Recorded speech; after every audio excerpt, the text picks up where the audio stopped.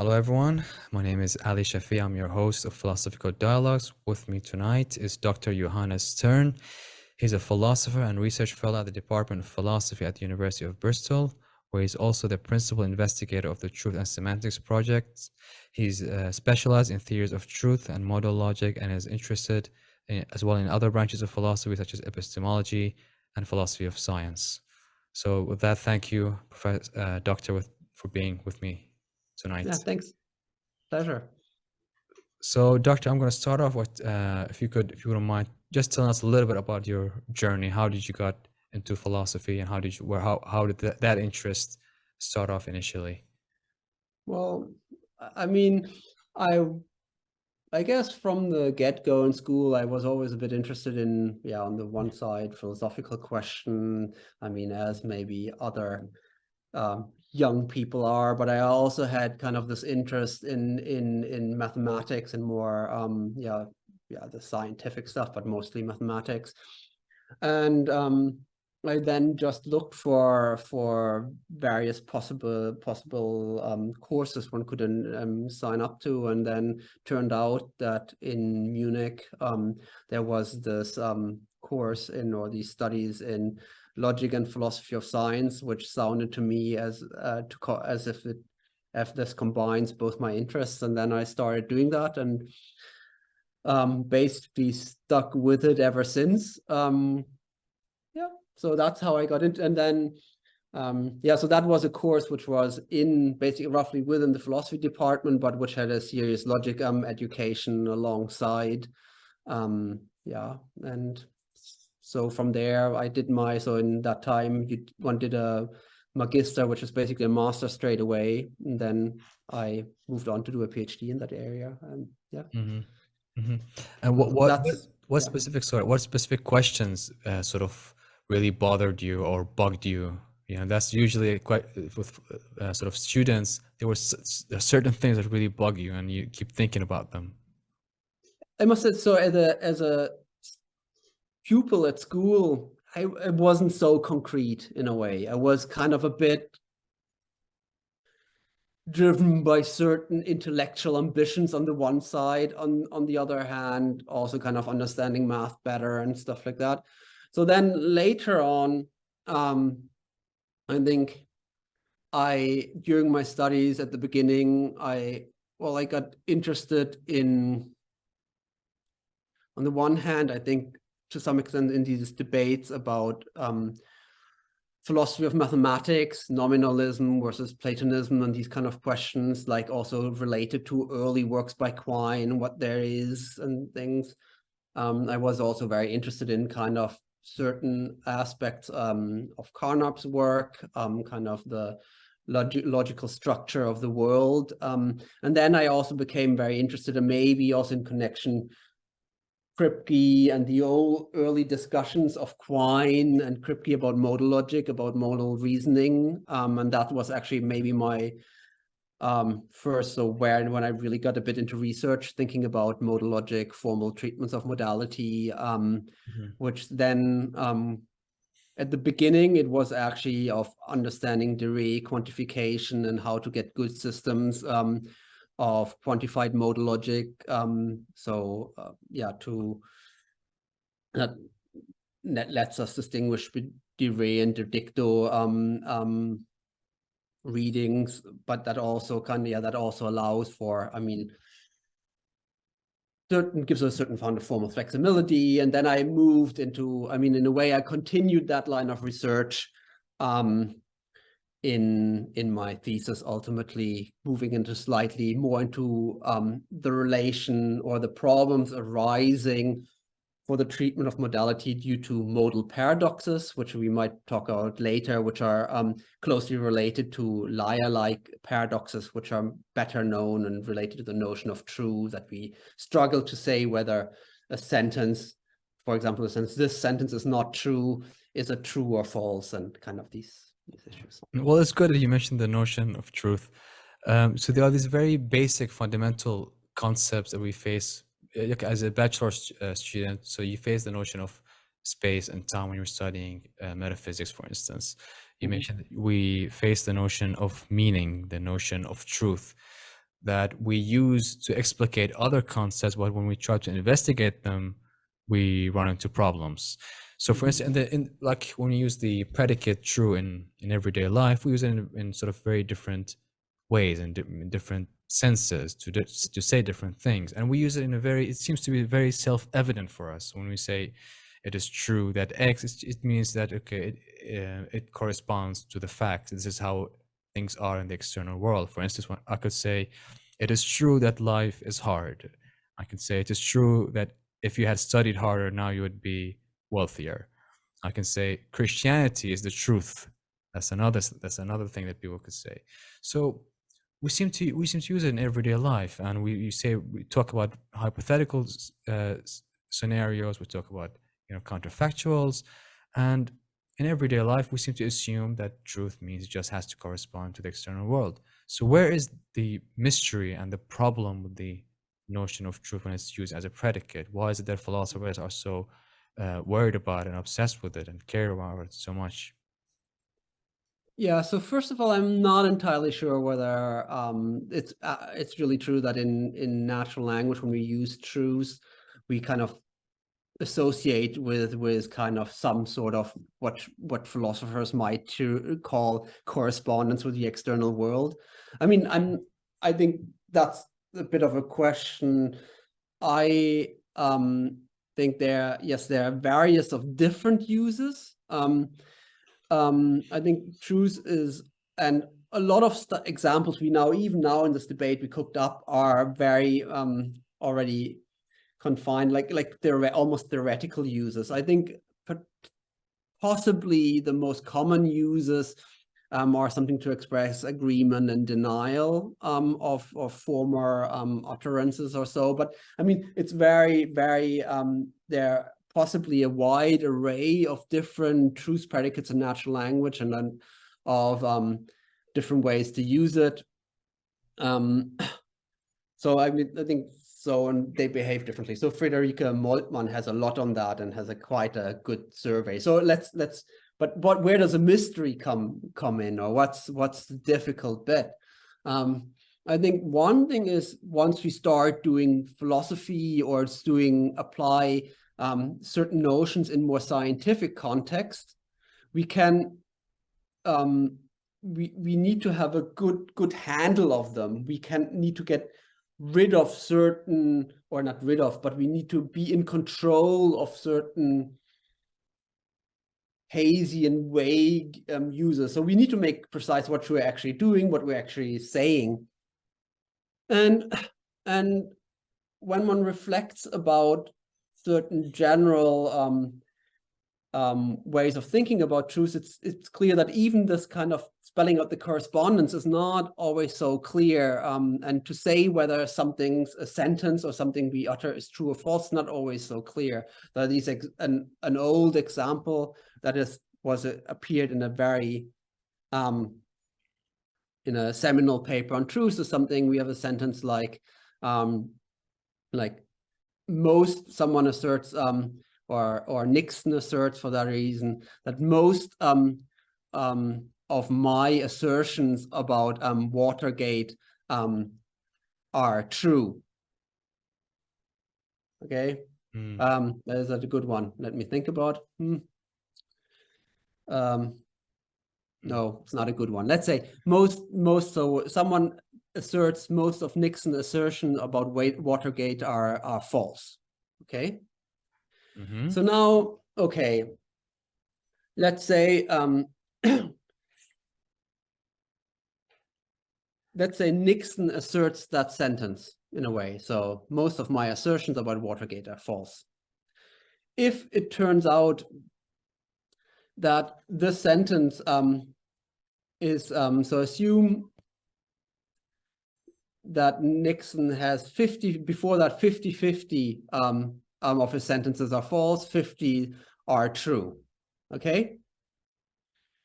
So then if so now assume the sentence is true, that means, and Nixon asserts it, right?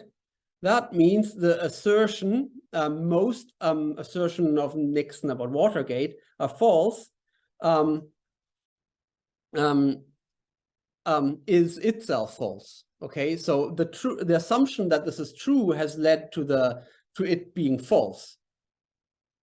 Is that because I mean now most of his assertions have been true apparently on the assumption that that sentence is true. Yeah, but isn't that a sentence about something else? It's a sentence about a set of other sentences. Yes, but well, it's a set about other sentences, but isn't that part of the world as well? Don't people make assertion, and isn't that actually the most frequent use about the truth predicate, that other people make assertion and we say that they are true or false, or agree with them or disagree with them?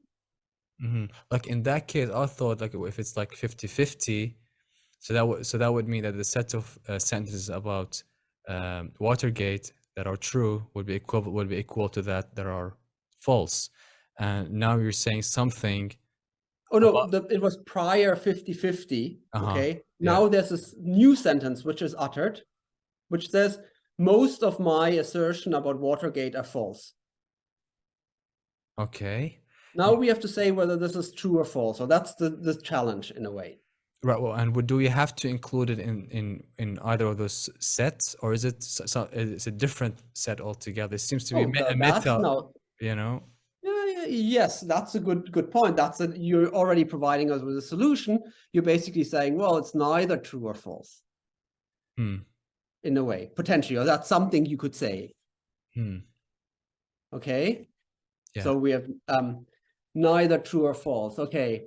So that was that what you wanted to say or not? Yeah, but now it's it's tricky to say that it's neither true nor false. What is it then? Yeah, so it's a declarative so in sentence. a way it's clearly not true if it's neither true or false. Or would you disagree? If it's neither true nor false, then it's clearly not true. Yeah, in a binary way, it's I cannot I have to submit to one of those, it seems to me. But let's not, okay.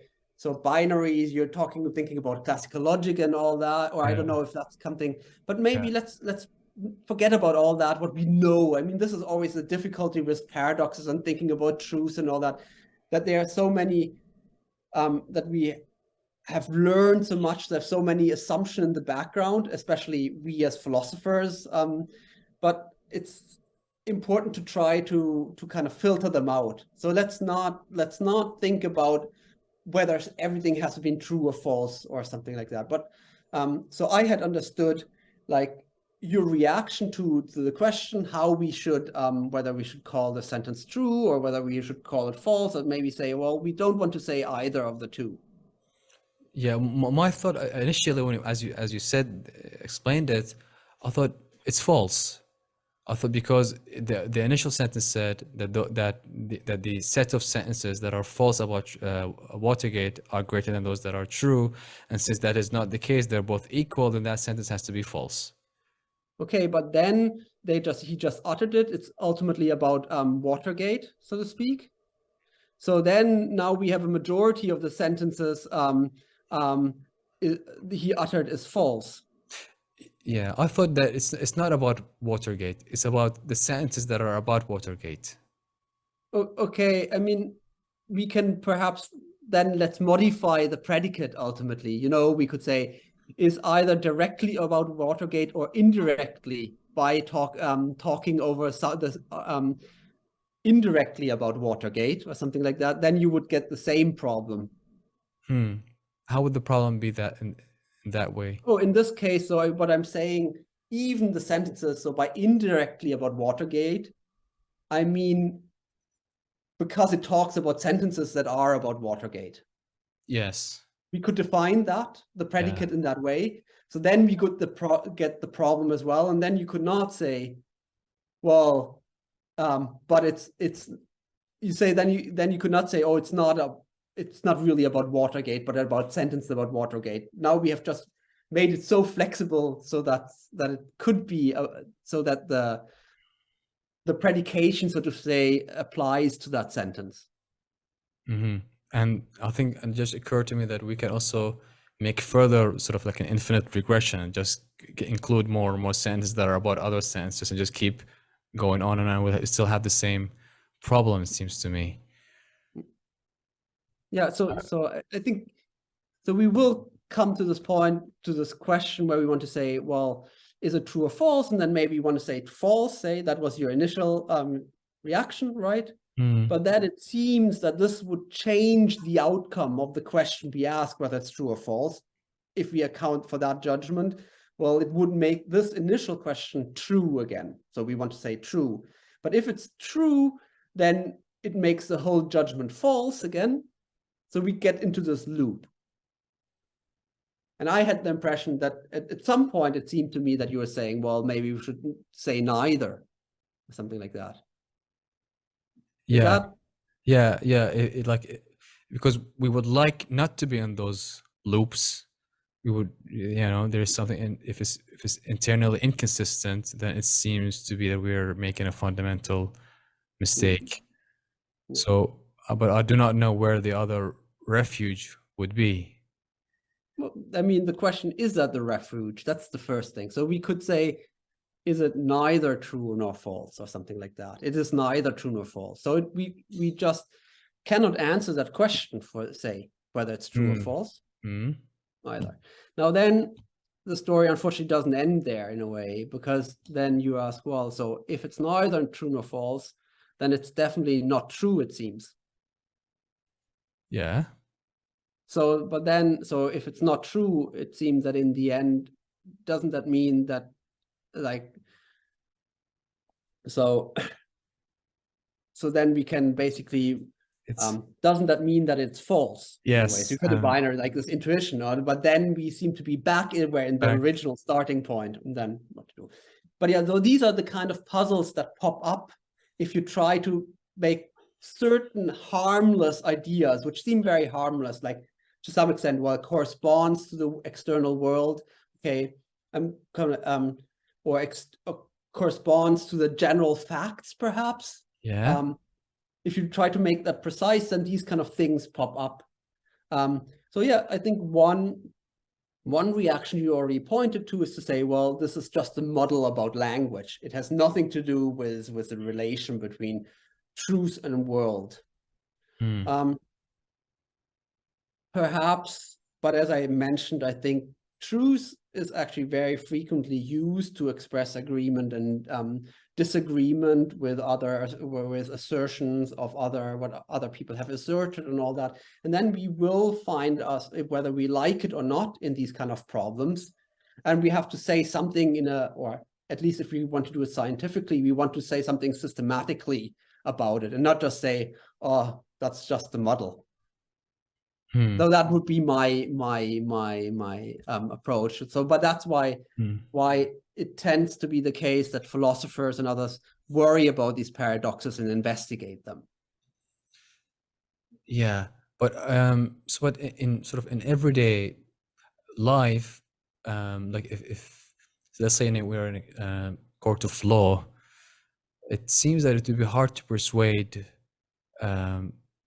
the judge or the jury to change their view or their position simply by bringing up the paradoxes that are induced by this notion of truth. When that you just mentioned, it seems for the most part it works fine, but there are these few holes, these few paradoxes. Even with classical logic, we seem to, okay, there are these few paradoxes, but as a whole, since it works fine in most cases, we should just go along with it and ignore the sort of minor areas that we cannot really answer, these sort of holes that we cannot really answer. So how would you persuade them? I mean, I don't need to persuade them. I'm not of the conviction that, I mean, every person in the world has to carry about paradoxes. Now, so one thing, however, one needs to be careful, that is, let's say, I mean, this is it's now known as the surprise examination paradox, or the hangman paradox, which is kind of the this kind of idea. It's basically a paradox like the liar paradox, but the idea. So the students. So let's say the students are told that the so there two things. So one is by a teacher. So you will not know about when at which day exactly the exam will take place, but it will take place before the end, like before the end of the week. Let's say that is communicated on Monday. So now this can be seen also. I mean, it was originally presented as a decree of a judge for a conviction about the hanging of some persons, or very cruel. So now this, if it's spelled out in the correct way, this decree or this verdict by the teacher cannot be satisfied. So they violate their own in some sense, their own kind of judgment or assertion. Why? Well, the students know that so if if let's say the exam would take place on Friday, then the students would know on Thursday evening that the exam would take place on Friday. So they would not be surprised by the exam. So they would know in advance when the exam would take place. So they can rule out Friday as the day of the exam. Now, so they have ruled out Friday. So now, because of that, they know on Wednesday evening that if the exam that the exam cannot take place on Thursday, because or like on Wednesday even, so then they can rule out Thursday by the same reasoning and all the way. So there's no day where the exam, so this by a sort of backward induction, they can rule out any day of the first exam. And there's kind of some papers you can make that into a proper liar paradox in a way. So again, that is not super relevant, but what I was pointing out, that if one is, especially in legal text, if one is not careful with formulating stuff, it might well be that you kind of end up in a paradoxical formulation, which is maybe it's not a huge problem, but it's certainly not ideal if you're seeking for clarity and kind of transparent legal text. I mean, so this is again this kind of symptom that kind of paradoxes can pop up in a very innocent way. One thinks very innocently about something and makes a pronouncement or something like that, and then for some weird reason one ends up in paradox in these kind of what would happen if someone really did utter that sentence in real life? What do you think would happen? Yeah, I mean, in real life, I think I'm not an applied philosopher, so I tend not to worry about that. I think nothing would happen. The argument would be the practical. Well, it comes as a surprise. I mean, that was how it was pushed back against these kind of paradoxes. Well, ultimately, they can reason like that, but I mean, you can, as a matter of fact, in some way, the students can still not rule out that there's an exam on Wednesday. I mean, as a matter of fact, the teacher will just pose the exam on Wednesday, and the students have rolled out all these days, but I mean, that didn't help them in that case. So I think we would typically, I mean, I have no strong views about this would have happened in school, right? I mean, if it were really the case that certain verdicts were formulated in a way that lead to proper inconsistencies, I mean, that might lead to problems. I have no idea, but So as a philosopher, how do you attempt to diagnose what's going on here? Do you think it's just trickery by natural language? Is cognition? Is metaphysics how the world is? How do you try to pin down the problem?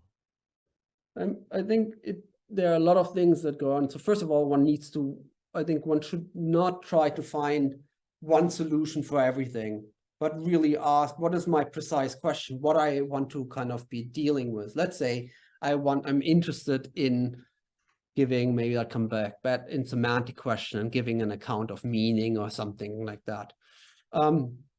Then we have a couple of points where one can kind of start fiddling with one. So there, for example, one could say something goes wrong, just potentially at the syntax semantic interface, i.e., when we move from the grammatical form of a sentence, like the mere expression that is uttered or written down, to trying to give meaning of, or assign meaning to a sentence, or to that sentence. So that could be something. Or you could say, well, I mean, you could potentially also try, I mean, then there's always question that, so to explain these inconsistencies away pragmatically in some sense, right? So that would be at a later stage. And I think there it might be, I mean, you could also, yeah, there it very much depends on what kind of system and framework you're generally working with, and what makes a plausible assumption, what are your other assumptions that you're working with independent of paradox, and which way of explaining paradox does fit best and maybe nicely work with other explanation, and seems to be kind of not an ad hoc explanation, but one that you can justify by other using general mechanisms you have already used, say, to explain linguistic phenomena or what have you. I don't know, that was rather abstract, but something. So one example, for example, could be there's this idea of presupposition failure, which is, so it seems that if we say the King of France is bald, most people are a bit squeamish about saying whether this is true or false, because there's no King of France. Now you could say, well, maybe, if not the same thing, something similar goes on when we say that this sentence is not true. So there's some kind of, we presuppose that there's something like a sentence to which we have assigned meaning, which we then can classify as true or false or something like that. But maybe or in different way, but there is no such meaning that we can, or in the technical term would be, or proposition or something like that, that we can label true or false, and that's what's going wrong. Like in case of like the example that you just mentioned, my instinctual sort of reaction would be to say that it's false. It's false because there is no such thing. There is no King of France. Or if someone said to me, "Well, God is just," and I don't agree with that presupposition, I'd still say it's false, not because God is unjust, because God doesn't, for instance, exist. Like I don't, like in regards to every proposition, there might be disagreement whether or not you agree with that presupposition, and I do not know beforehand whether or not that presupposition is, true or false. And my reaction is still to deny that it's true, simply because that at least one of those presuppositions is false. So what response could you give to that? So you mean so obviously in the King of France example, there's a big debate about whether, I mean, no one would say that it's true, right? Mm-hmm. So the debate is whether we kind of don't basically say we don't give a truth value judgment. So it's not the case that we don't say it's false, but we also don't say that it's true. It's kind of this is super weird. We don't know what it's like. It's basically that reaction that is this. So it's, yeah. What have you said? The King of France is fictional.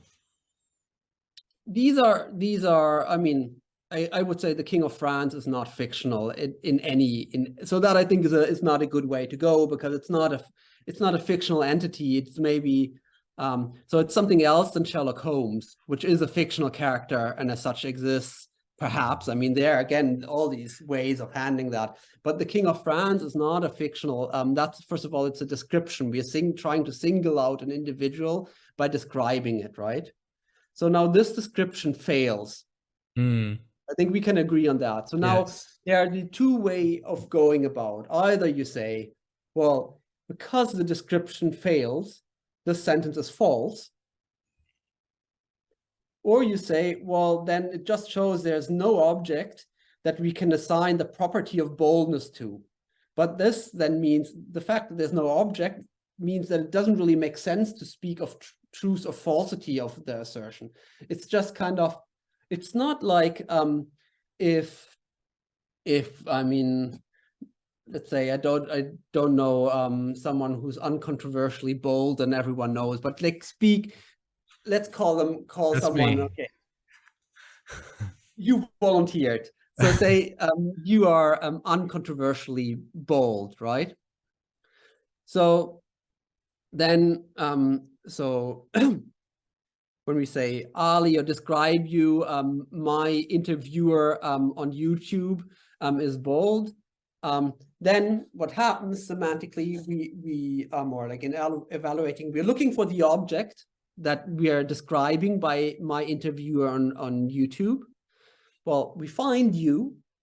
So now we are looking whether the sentence is true or false by looking whether boldness, or whether you are bold or you are not bold. Okay. So if you're bold, the sentence is true. If you're not bold, the sentence is false. Yeah. Now, in the case of the King of France, if you say it's false, at least false for a very different reason, right? So, and a lot of people, so that's why it comes about, have this intuition, it seems. So at least there's actually some experimental data on that they don't want to say whether it's so they actually say the King of France is bold. They don't want to say that it's true or false. They don't want to give this truth value judgment, because this mechanism of looking for an object and then deciding whether that object is true or false, or that person is true or false, just doesn't work in that case. Or like a similar thing is, all kings of the United States live in New York. True or false? A lot of people say, what is that question? I don't even understand the question. Is it because it's like, sort of cognitively speaking, it's just completely out of the blue, completely irrelevant? They don't know where to place it. That might be one explanation. It violates principles. I think that's one hypothesis of the explanation. So now I'm just reporting some data. Okay. And because of these intuitions, it's actually in certain areas of formal semantics it's more or less the mainstream to say that these kind of sentences are neither true or false, in that sense that but in the sense that we resist giving truth value judgments with respect to these sentences. Like, I had my initial reaction. I had two reactions. One, there could be a slippery slope. Like, if you just open this gap of these things that are not true nor false, you can just, like, these assertions that are not neither true nor false. This seems to be quite, mysterious, scary things that they just can keep on expanding in principle. And the other thing was, like, when you said the King of France, I thought, well, the King of France is in itself also a set of properties.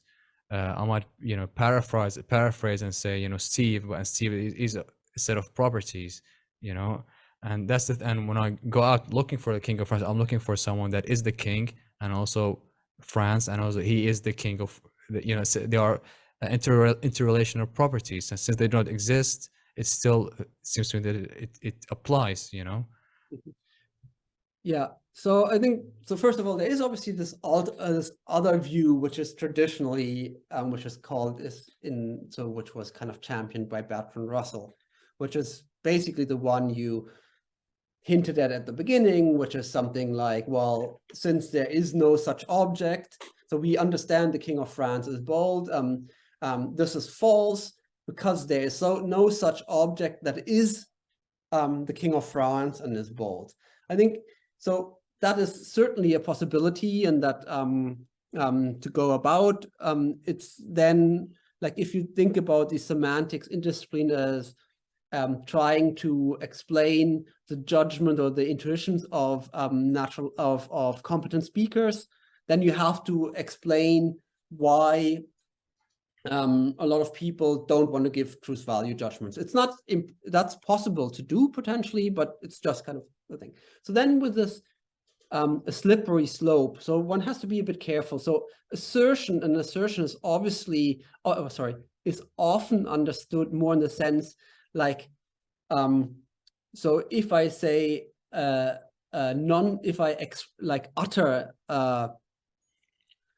a grammatical but nonsensical sentence, then it's often not thought to be an assertion but gibberish. In the same sense, it would be with the, let's say, the liar sentence or with these presupposition failures. In a way, you have expressed gibberish, but assertions are neither true, are either true or false.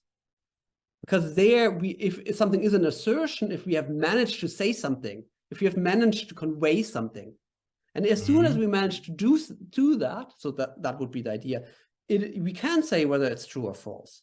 It's just when this kind of something moving from uttering or writing down a sentence to saying something goes wrong, when this so to say true or false, when we can't when we can't say whether they're true or false. So this just to kind of understand where, so to say, the true bivalence, so to say, fails. It's really like saying of sentences whether they're true or false, or not on the level of assertions or propositions or what have you. At least, yeah. Like, I think I struggled a little bit when I thought about sentences, that like I would create these sentences that should be inconceivable, but it seems that, but I still could say something about them. For instance, I could say squared circles are impossible. For instance, I can't conceive in my mind a squared circle. I know what a square is, and I know what a circle is, you know, shape-wise, but at the same time, it seems that I can say something about them. Like, it doesn't seem to be complete gibberish when I'm talking to you, and you seem to understand what I'm saying. So, how do you categorize these kind of sentences? I mean, okay, so the squared circles, I mean, it's a bit of a difficult one. So just to be clear, so what I was more thinking about is kind of something, I might get it roughly a bit wrong, but there's, for example, the Chomsky example, Fourier screen ideas, I don't know, sleep, I don't know, heavily or something like that. Yeah. It's not, the example goes better, but you get the point, right? Yeah. It's something where we stick together different words in a grammatically acceptable way, without actually saying anything that makes much sense from one perspective. And the idea might be, so this is a case where we have a mismatch between so grammar in a way and meaning or saying. So we have like a well-formed expression on the level of grammar, but nothing that matches it on the semantic level, on the level of meaning. And this something similar would go on with these idea of presupposition failures, with these kind of with potentially, I mean, these are all theories, you could kind of obviously deny them, or with these paradoxes like the liar paradox, the set is not false. So I think like with the round squares or so, there's always the possibility that something is kind of meaningless in some sense, but it evokes certain pragmatically evokes certain ideas, or kind of we can, there's always a bit of an issue here on the theories, how you set it up, but it doesn't mean that we cannot use a sentence that might be in some sense gibberish to invoke a reaction with my interlocutor. That is not necessarily ruled out by saying that something is, in a strict sense, meaningless. Mm-hmm. So this is a good segue to discuss meaning. So how do we decide whether or not something is meaningful or an expression is meaningful or meaningless? What are is it pure, pragmatics? Like that's the basic, like a meta question. How do we come to decide? What is it? I mean, on the one hand, so let's say you buy to some extent into the picture I've just kind of given, that there might be a mismatch in some way, or that sometimes well-formed sentences, if uttered in certain context, might not manage to really say something in the sense of express content, or that the sentence has meaning. So let's say you buy into that. Then one criteria for that might be, so the judgment of competent speakers of the language. So that's only one. So we kind of ask different people about their reaction towards certain sentences in certain contexts. And if they kind of, so you would have, say, true, false, or can't say. And if a big majority goes for can't say, and I mean, it's clear that it's not because they don't have the relevant empirical information or something like that, but it's kind of, then you have an initial kind of potentially initial evidence that something might have gone wrong, so that it might not be meaningful in that context or something like that. But that's not sufficient, of course. Then a lot depends on your general theoretical apparatus. And so the aim, I mean, at least in traditional formal semantics, is to some extent to explain as well as possible the judgments of competent speakers. So now then there's obviously not only this one sample case, but there's a lot of different cases we need to account for. And then it's about, well, what is the best theory if you look at all these different phenomena examples, and while still trying to be able to spell out such a phenomena. Or then there's kind of this, then we have all this pragmatic area. So I mean, where it's about the use of language, and there we have certain accounts how certain about implicatures and something like that, how communication or information can be communicated pragmatically. And then if we have a straightforward pragmatic explanation for something which is well established and works well, that seems to be also a good point, because it's not sufficient to say, well, that just works pragmatically. You have to explain how the pragmatic explanation of kind of takes place, so to speak. I don't know, that was a lot, but trying to. Like if I want to look at it sort of pragmatically and from an sort of anthropological point of view, I think of meaning and language in general as a tool for communication, and I would like to think that meaningfulness or meaninglessness will be determined by the cognitive effect that it has on your interlocutor or on your addressee. And even the whole notion of competent speaker, my initial reaction was like, well, first of all, people differ in their competency. Their intuitions can be influenced by a lot of different factors. Their judgments could be context influenced, like they're thinking of the things in terms of its context. A semanticist or a linguist has a very theory-laden view of these notions. So why does it matter? Like what does the empirical data say? I mean, I don't know, because that's what formal semanticists and natural language semanticists do. I mean, they try to I mean, okay, the data is not as hard as perhaps in certain proper sciences, right? Mm. But there's only the only stuff to work with in a way is the linguistic corpora and intuition of speakers out there. So if we want to get anywhere, we need to take them into account. They're not perfect, and it's, yes, one needs to kind of really think about to what extent the survey setup or the experiment setup or the way the utterances have been collected influences the outcome.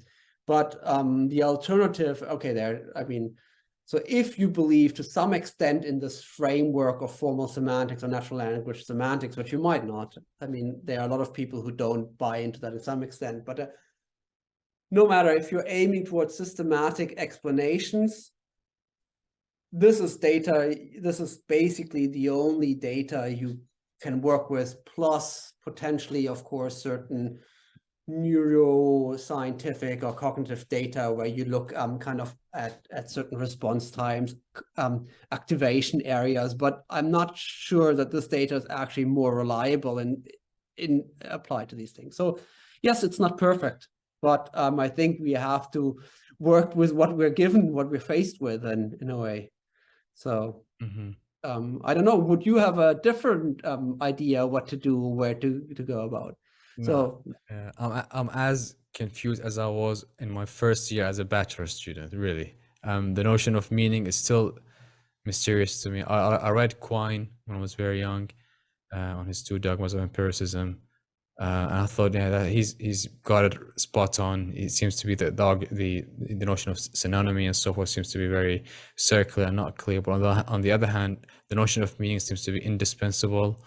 It seems to have so many different aspects. Maybe Quine just pointed out one of them, but to me, it is still a mystery, and I think so does Chomsky. I think has issues with externalism and social. I don't want to go into that, but I think but I it's don't yeah. think this is necessarily about the notion of meaning. So all these questions arise as well if you're like, let's say, a Davidsonian, where you Mm. don't have objects that are as meanings. You just have truth conditions, right? What's a truth Still, I mean, condition? hmm? What is a truth condition? Can you explain us? What is the truth conditions? Yeah. Okay, so so this is basically Davidson's big slogan is to understand or to know the meaning is the meaning of a sentence is to know the conditions under which a sentence is true. The sentence is true. So now you understand, well, I don't know. So I wanted to give a snow example, but I don't know how appropriate that is given that you're in Bahrain. But okay, let's run with that anyway. So the typical example is take this sentence, snow is white. Now, the idea is, well, speakers understand what the sentence, like they can process it in a way. If they know that the stuff that falls from the sky at sub-zero degree temperature, so to say, is of white color, very roughly. So we have spelled out but in this, notice that in this way of talking, we haven't said there, we don't need to talk about an object that is a meaning, but rather it's just about kind of saying when certain sentences is true, and that's all we need to understand sentences and to kind of speak and yeah, to being able to process them. So, I mean, there are a lot of problems and critique of Davidson's program, but what I wanted to get at is that, so it's the worry with all this is not so much about meaning, but simply about giving kind of some good theory about, so we can talk about a little bit about the compositional workings of language. I mean, presuming that this is something to aspire to, but I think a lot of people would like to get something like that. But isn't like a lot of, he said, you're talking about sentences in general, but these are, it could be true of declarative sentences when they're told as assertions. I could use a declarative sentence to warn you. I could do that to say different things. So what about questions? What about imperatives? What about those things? Yeah, I mean, there are a lot of issues with it. I don't think we need to go into the. So, I mean, Yeah. Davidsonians have given kind of accounts of all these things to say that more or less convincing.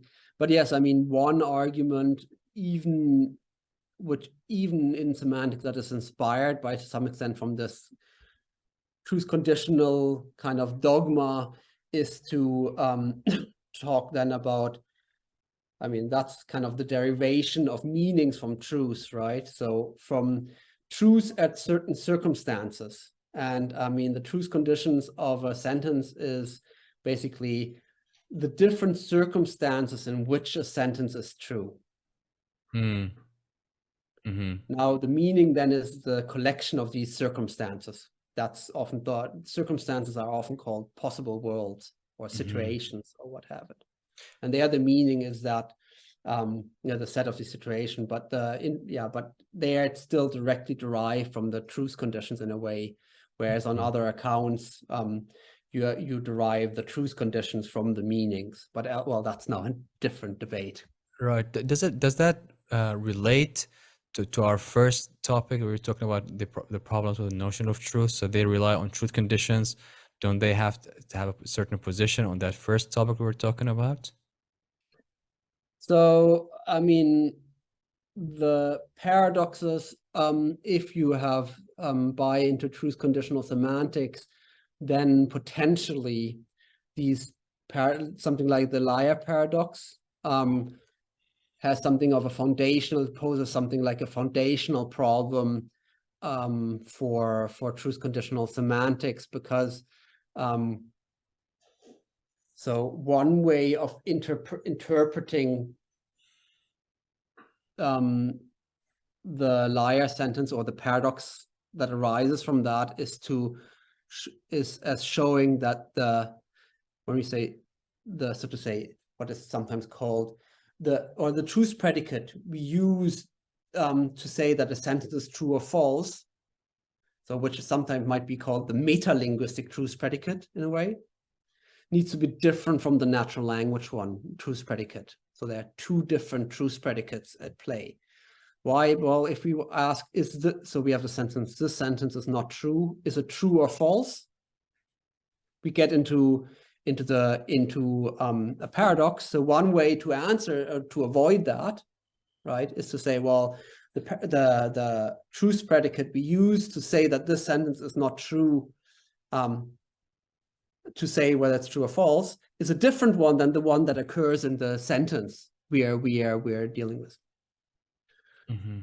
Now, but then one may wonder, what extent is, so if this is kind of some theoretical truth predicate we're using, to what extent is this intuitive slogan Davidson and others use to motivate truth conditional semantics, does that deliver anything? If these truth conditions are merely a theoretical term in a way that is not or at least not in an immediate way related to a natural language truth predicate, how does understanding the conditions under which that sentence is true give us, true in this technical theoretical sense, should give us any handle or should tell us anything about understanding the sentence? So one needs to tell a story to this effect, which, because understanding if you're not a truth conditional semanticist, is not directly tied to truth. This is not this, so a meaning first semantics will not, the liar paradox will not be in the foundational problem in the same way. Does that go in the direction of the question you were asking, or was I going completely in a completely different direction? Well, we eventually, obviously, we're gonna have to divert a little bit. It happens, but it's all interrelated. It's all interconnected. Yeah, but yeah, it's just the like I was just thinking how a semanticist can go on doing his or her job given all these paradoxes, like paradoxes posed against two-valued logic. We have these truth-value gaps. We have these, some who propose many-valued logics, fuzzy logic, and so forth. I was just thinking, do these systems pose a threat to the semanticist, or can he or she do their job without being bothered by all these different other alternative systems? So I mean, the typical way how things work, semanticist works in the modal theory. That is a classical theory where we give truth conditions, but in this let's say in a meta theory. So we have the natural, so in some way. So we take a fragment of natural language, trying to give that a somewhat formal way, like try to translate it in somewhat in a formal language.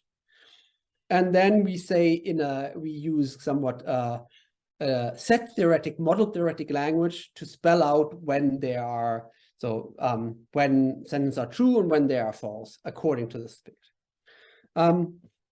Now, in this framework, and most semantists do that, they allow for these presupposition failures, i.e. sentences to be neither true nor false in that setting. So that doesn't pose a problem. Now, and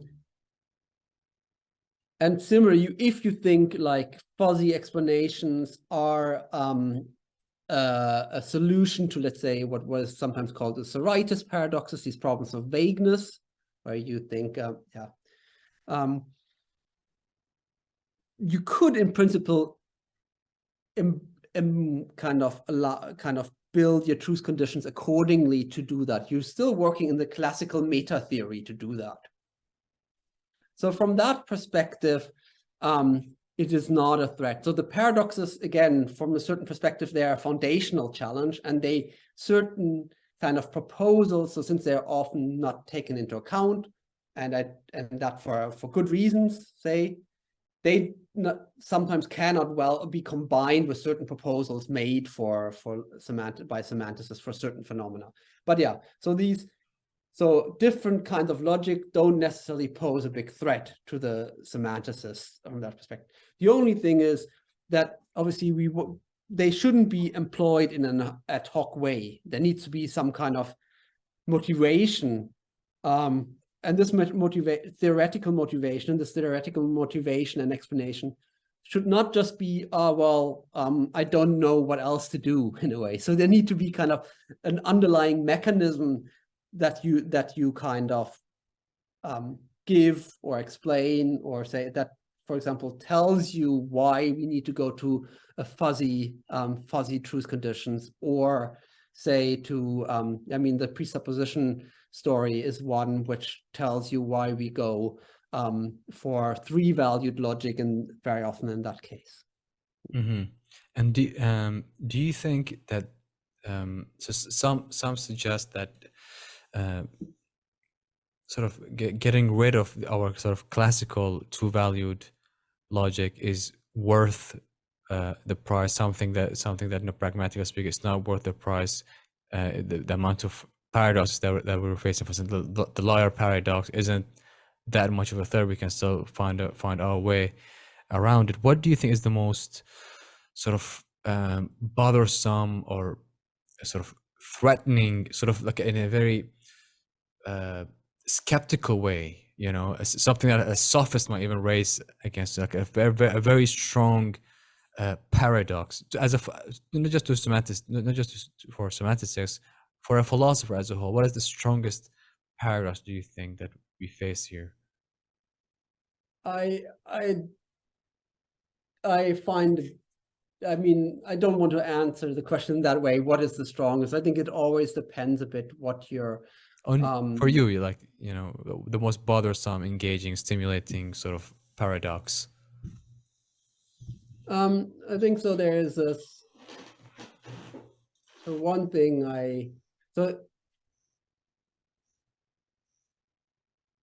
now I'm coming back to something we kind of mentioned a little bit in prior to the recording. But so if you think about, so we have kind of certain ways of handling, let's say, the paradoxes of truth or what have you, with respect. So if I am kind of want to do formal semantics for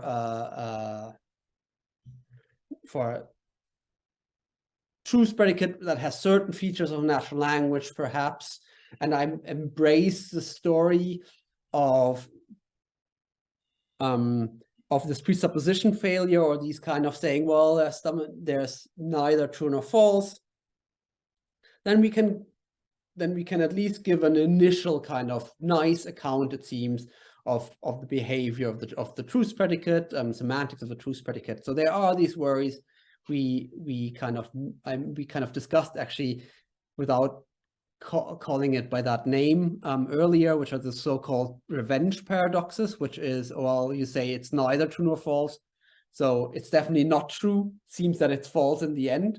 So basically reiterating this chance. But okay, let's forget about that for the time being. So now the problem is, if one goes for some, this is kind of basically a three-valued semantics for truth, then it's very difficult to give a good account of conditional reasoning. So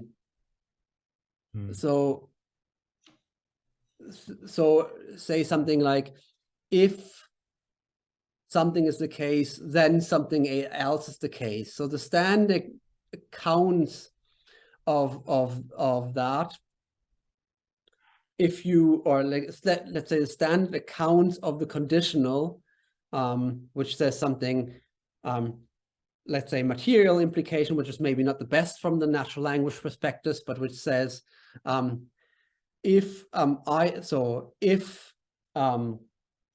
let's say, if it snows tomorrow, then the streets will be white, right? The standard account is, this sentence is true if either it does not snow tomorrow, so if either it does not snow tomorrow, or the streets will be white. Now, I do agree that this is from the natural language perspective, it might be somewhat counterintuitive, but ultimately, if you can tweak it so that it works, and the problem I'm going to sketch works also with more adequate conditionals. So if you have a conditional of that form plus this truth predicate for which you can move, let's say, from snow is white to snow is white is true, or from any odd sentence that you kind of assert to asserting that it's true, and vice versa. And moreover, you can kind of also kind of in any complex sentence. So you say, we want to say, so we said, say, if snow is white, the snow is white. We also want to say, if it's true that snow is white, or like if it snows tomorrow, then the streets will be white. So that should intuitively have the same, say the same thing, that if it snows tomorrow, then the streets will be white. The introduction of the truth predicate should not matter there. So if we have an account of that form, and conditional of the type I sketched, you can basically show that there's a sentence that the theory you've built up is trivial, i.e., every sentence is true in that theory, and that's obviously terrible. Yeah. Yeah, so this is kind of the consequence of the Curry paradox, and this affects not only conditionals, but a lot of quantifiers as well. So basically, for example, the most quantifier we talked earlier, Yeah. or every quantifier when you say, yeah, these, and so giving good accounts for these kind of theories of truths that incorporate, or giving good account semantics for truths that gives at the same time a natural semantics for conditionals and restricted quantifiers, or more generally generalized quantifiers, is rather tricky. And I think this is that's rather puzzling, and it comes up in a lot of different areas. But yeah, that was a abstract characterization. I unfortunately don't have a like two-line snap presentation of it Yes. without going through the argument. Yeah. Mhm. And as a logician, have you been successful in trying to, well, either find an answer or a resolution or a dissolvement? I mean, I have ideas how to answer it, whether it's surely not the answer. I mean, I think all paradoxes are paradoxes because there is not the answer. There are ways of for dealing with these paradoxes and giving a coherent theoretical account, but it's not the answer. A lot of people will not like this way of dealing with it. And that's why this is a never-ending field and a never-ending discussion. I mean, there are paradoxes for a reason. Some stuff that initially seems intuitive and non-negotiable has to go. That's always the name of the game with paradoxes. It seems that every solution has its own problems that comes with it. Yes. And what do you think paradoxes say about us? You know, about us, about natural language, and about us as humans. Like, how does the paradox that we face here in philosophy differ to those that are, you know, issues that in quantum mechanics, for instance? How does it Yeah, differ? so sorry. I have know nothing about quantum mechanics, or not to the extent that I'm happy to comment on that. I mean, if you want to kind of have this more general view of that, I think stuff Gödel said is maybe not so far off. There are these blind spots. So there's kind of, there are different ways of viewing it, but basically there are always certain, so wherever you're located as an observer or describer or whatever, there's always this kind of a certain aspect you cannot see, you cannot you cannot describe coherently.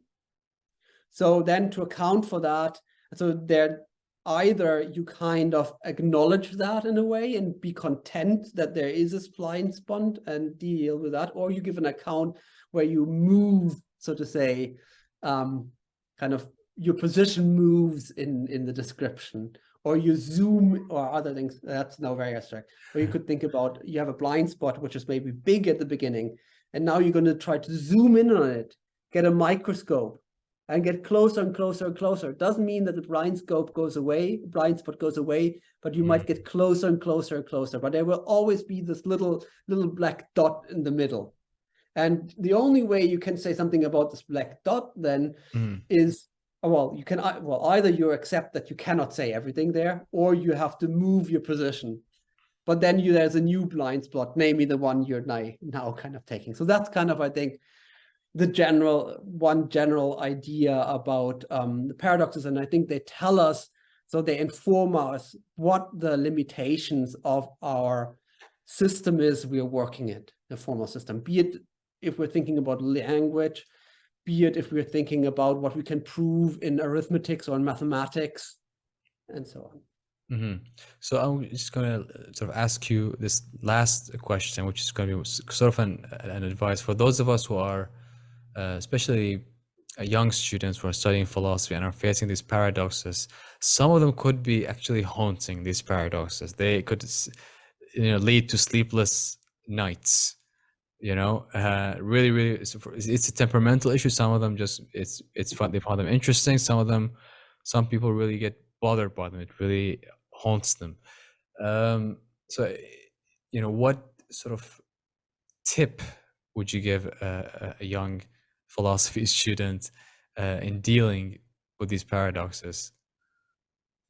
I mean, there are a couple I could give. So let's say, as a logician, I would say learn logic. Then you, at least you can study these paradoxes in a controlled formal framework, Mhm. which gives you some. What system of logic would you suggest? I think just it's not about system. It's just learning the Classical? basic tools of tech and techniques. Start with the odd logic course and then build up, learn about Gödel's theorems and how that works. You think, but so this is just, I think it is helpful to think about paradoxes because you can really kind of go down to strip them to the essence and see what are so what is possible and what is simply impossible and is not worth trying in terms of a philosophical argument. But independently of that, I think I would always try to make the initial worry or question I have more precise. What am I actually worried about with respect to the paradoxes? And if I want to answer it with respect to which question, so let's say, again, we saw truth is so wide, so many people kind of associate different things with it. So Yeah. then ask yourself, why does this liar paradox actually bother me? What is the aspect with respect to my understanding of truth or the understanding of truth I'm interested in that bothers me? So you don't try to kind of just solve the paradox, but solve the paradox relative to one specific project, one specific question or something like that. So that would be basically always try to make the question you're worried about with respect to paradoxes as precise and maybe small as possible. You can, making it becoming more ambitious is always possible. I think the difficult bit is kind of finding the right level where one can actually say something interested and maybe kind of, learn something that is sufficiently precise. Yeah. That's kind of, I don't know if that helps, but that's kind of my. Are you disappointed? Would you have liked something kind of the? Yeah, one would like a relief as a paracetamol to get Okay, one general paracetamol.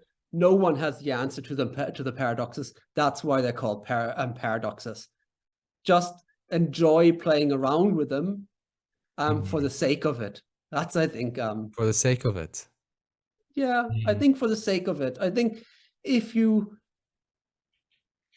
I would not approach paradoxes with the ambition to solve big problems.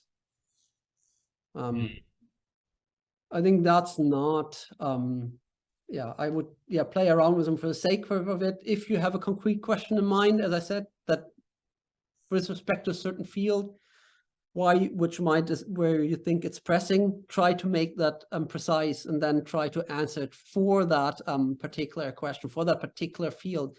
That answer might be very different in that case than in some other case. So for example, one might, this is again kind of Gödel. So there's this Russell paradox, which says basically